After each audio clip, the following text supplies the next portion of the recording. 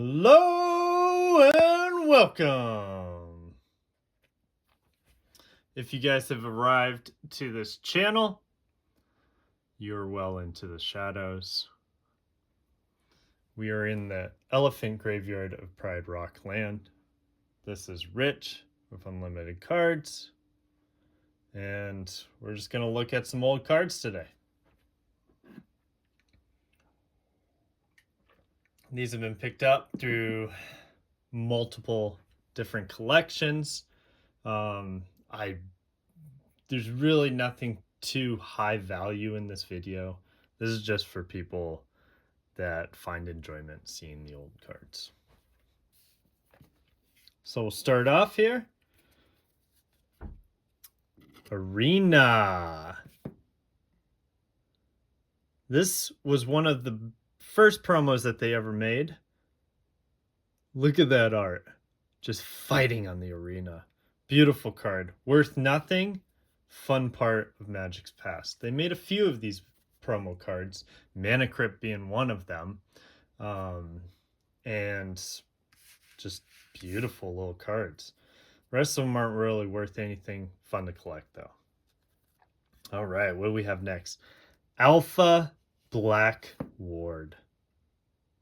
Worth absolutely nothing. Look at that picture. Absolutely beautiful card. Once again, for those that don't know, the rounded corners are what make Alpha. Beta. Siren's Call. Beautiful. All opponents' creatures that can attack must do so. Non-wall creatures that cannot attack are destroyed at the end of turn. I mean, if you're playing a creature deck, you're doing pretty good there. Creature summoned this turn, fading out. Okay, all right, anyways. And then I have a bunch of cards here. I'm just going to lay them out. Let's see. We got Mesmeric Trance here. Beautiful artwork. Formation. Banding used to be an old ability in Magic. They do not do this anymore. It's such a confusing ability that it never went anywhere. This one's actually worth a little bit. Sarcomancy. Zombie decks. That's a thing nowadays. People like zombies. You got Beastwalkers, worth nothing. Rhysorian Badgers. Krovician Horror. Meraxis. Exalted Dragon, an Exodus card. This is one of the few Exodus ones that you can actually get at a very low price. Thea Grove, the Fruit, Phyrexian Tribute. This is not reserve list. Okay. Dumpster fire video. Beautiful though. Look at these islands. They just don't make lands like this anymore. How did these end up in here? Look at the wear on this. These were definitely played on the sidewalk. And then Balduvian Bears. I have no idea why this is in this. You know how many different bears are out there? Anyways, so if all these cards, I just like collecting reserved list cards. These are all part of the reserve. These are not. These are all reserved list cards. The reserve list has been hammered into the ground. Absolutely no value here. Maybe you got a little bit of Sarcomancy here. I mean, they're just cheap. And during these times, altcoin season, people going to the moon, these are the cards that people will do buyouts on to try and 2, 3, 10x their money. These are the altcoins of the crypto universe of Magic. I personally don't buy them as an investment. I don't think people should buy them as an investment. I mean, a Meraxis of Keld, what does this thing do? Power and toughness equal the number of untapped artifacts, creatures, and lands you control. I mean, I bet it could get pretty beefy, but then somebody kills it, right? None of these cards are, I mean, except for maybe Sarcomancy, are really going to make any kind of effect on the game of Magic. People just like doing buyouts. But the reason why I've bought them is I don't own them and I want to own one of each reserve list card. So there you have it. And not worth much. But I got a Badger. Got a Badger. Look at that thing. Is that thing drumming on a skull? Dang. Was it a 2-2? A 2-2 drumming on a skull? Maybe you should play it just to scare your opponents. Okay, what do we have next here? Oh, 2 Legends cards. We got Backfire. Look at this artwork. Are you kidding me? Like, when are we going to go back to this? When are we actually going to have art like this again?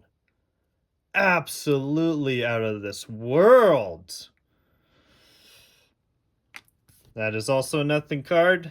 It's just Legends. I love old cards, and so I am collecting them. And a Mountain Yeti. Sasquatch. The Yeti's single greatest asset is its unnerving ability to blend in with its surroundings. I love how serious this is, and then you got the goofy Yeti here. It's so funny. All right. Moving on. This I was very excited about. We got Colossus of Sardia 9/9. When this card came out during this age, people flipped their minds over this. It turned out it wasn't the best thing, but seeing a 9/9 back in like 1994 is just out of this world. I mean, some people have figured out how to make a couple decks with that. It's really not about the playability. It's just a beautiful card with artwork like you're at Burning Man in the desert. There's Colossus of Sardia. And we got Elder Spawn. I'm so excited I got this. I mean, I'm telling you, these prices have been wrecked, you guys. Absolutely wrecked. And I've always looked at this card. I think for a while it was like $50. I don't know, what did I get this for? Like $10 or something. The prices have been crushed into the ground. So this is where you'll find me. I'll be buying when they're low. And I've always wanted an Elder Spawn. It's really not the best card out there. It's a Legends rare though. It's on the reserve list. Now I own it. Here we go. Random little... This is a very random video. We got Clay Statue. You know, frankly, I mean, you look at this, I guess you can destroy artifacts next to creatures, but you look at this next to Sedge Troll. Sedge Troll is a little cheaper, okay, and it's a 3/3. That's why it's better than this one. But if you can't play Sedge Troll, I mean, this isn't the best card, but it's not the worst. I don't know. Definitely not metaforming, though. And then we got 2 Arborias. I'm so glad I got these cards. Absolutely beautiful. Look at this artwork. This guy is diving into the mouth of whatever the hell that thing is. This is probably, I would say, one of the most confusing cards in Magic's history. I mean, there's modern versions. Take a look at it one time and try and figure out what this card is trying to do. Beautiful, though. Absolutely beautiful. Guess I gotta get a little glare there. Yeah, it is what it is. If I start messing with stuff, it'll fall apart. Look at this. Rabid Wombat. Look at this guy. Holy cow. He is hungry. You know, I've seen people make decks around this. It gets +2/+2 for each enchantment. So you just build it, and then what's that? The Verduin Enchantress there. You make one of those decks, throw this guy in there. You got some synergy in an engine, but not many people play it. I am so elated that I have this card. And look at he's a little fuzzy guy. He's so nice. Oh, look at him. All right, moving on. Let's see what we got here. More Legends cards. Barktooth. This is so well loved. Look at the wear on this. This is something you cannot reenact. This is something that you cannot fake, right? We're not just shuffling it on the ground. Look at that. Oh man. Just vanilla 6/5 for 7 mana. That's old magic for you guys. Nowadays, if you don't have a vanilla that's 1 mana for a 3/3, your deck is screwed. Okay. Lady Orca. Beautiful lady. Oh my gosh. I don't know what happened to your hair, but she's serious. 7/4. We are going to wreck the game.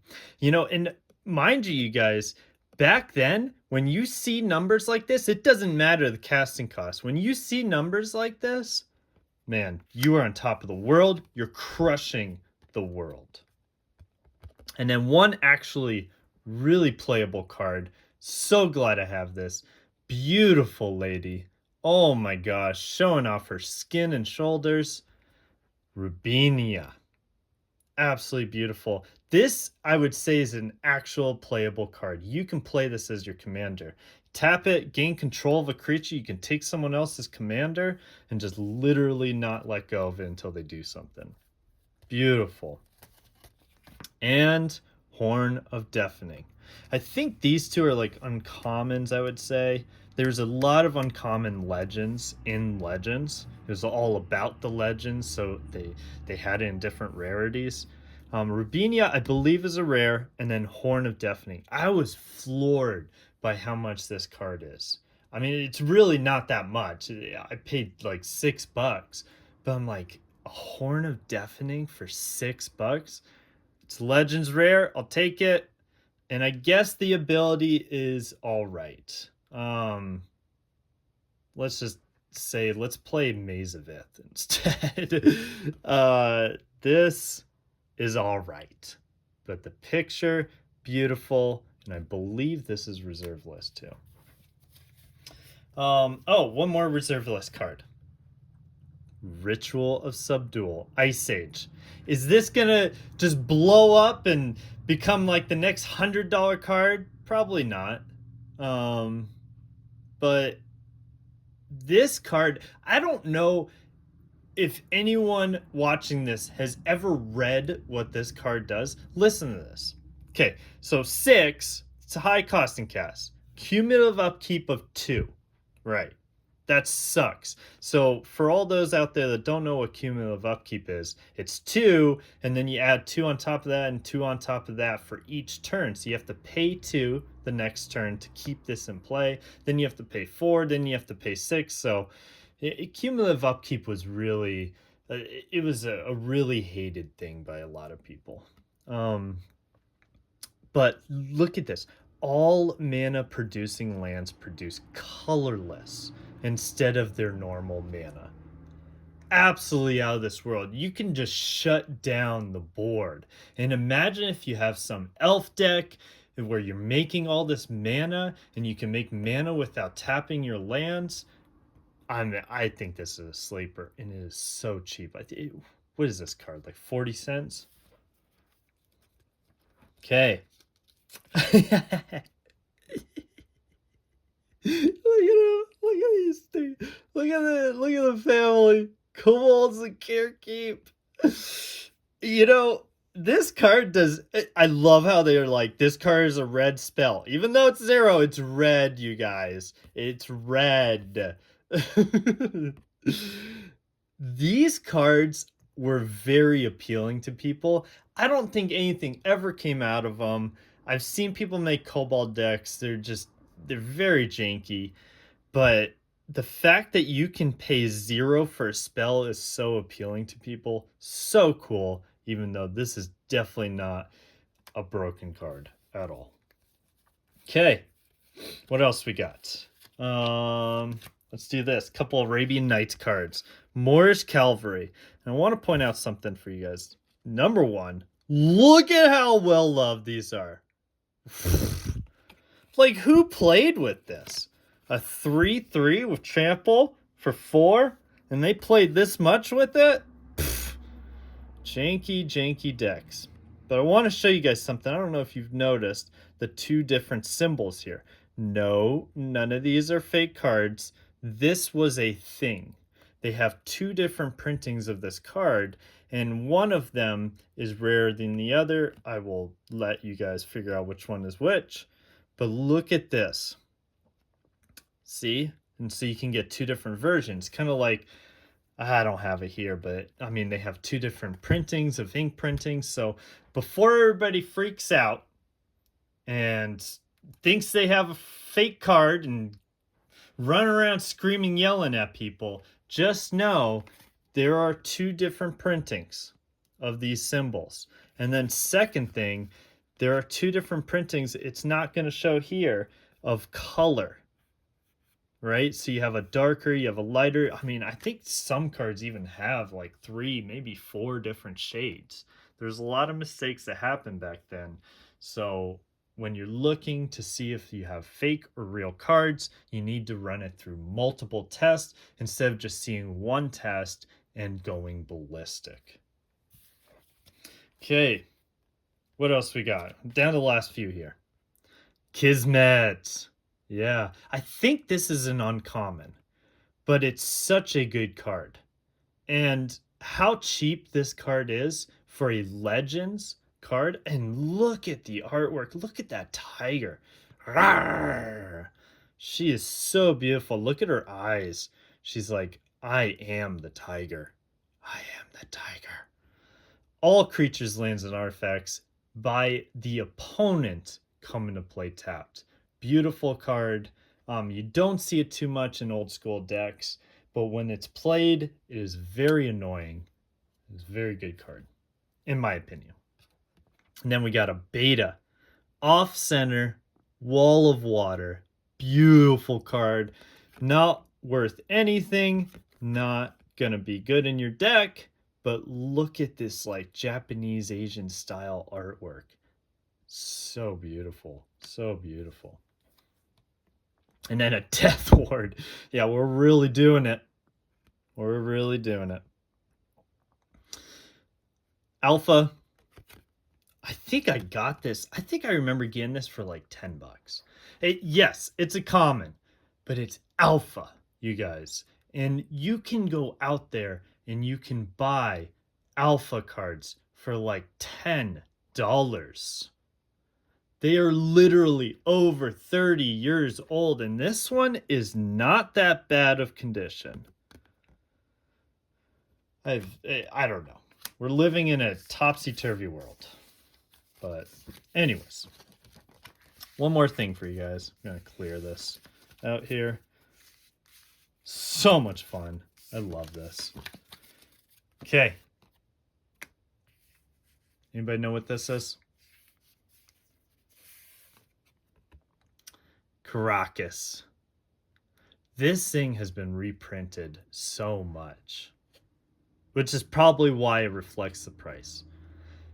But you have an untapped land that provides a color. Of course, you need to be playing that color, but it provides the color, and you can return target legend to owner's hand, and you destroy the enchantments on it. What a powerful card. And these are the two cards that I want to leave out here. You got Glare and talk about. Not really Arena, but there's another promo. Mana Crypt. I mean, you have like the Nathali Dragon, you have different promos, but let's just pretend we're talking about Mana Crypt. And you have Mana Crypt that has tanked in price because of the banning. All I'm going to say, though, is if you are a collector, when Mana Crypt is that low in price, like the old version with the symbol here, Hey, I'll have to bust them out for another video later here. The ones that I have. It just it is such a screaming opportunity in my view to buy these old promos. I am not going to touch the modern ones. It's too volatile. And it is volatile for the older cards, and no one likes them right now. But wait for the time when people get back into it. And to have an old promo like that, I mean, I think I saw some on there for like $100. Who knows? Maybe the price is already pushed up by now. But for like $100 to get the first printing of Mana Crypt, and it's a beautiful card. But this is the other card I wanted to talk about. This is what brought up the conversation here. I mean, look at how powerful this card is. You can do this to anybody's legend. And of course, it's been reprinting. I get it. I bought this card for $20. Like, look at the world that we're living in. Really? $20 for an extremely powerful card from Legends? The opportunity. It's screaming in your face. And I will keep buying. Is this some crazy $14,000 order? No. And I'm going to put a stupid title. Not many people are going to watch this. But if you're watching this and you believe in this kind of stuff, the opportunity is now. Whether we're going to crash in the world and everything's going to tank, or whether we're going to the moon, it doesn't matter. I am going to keep picking at these, and I'm going to keep buying and building. $20? I mean, if you have the money, you should just go do a buyout on that. Not financial advice. All I'm saying is I'm just trying to make a point that there is just so much opportunity out there with these cards. And it's wild to me that so many people cannot see it.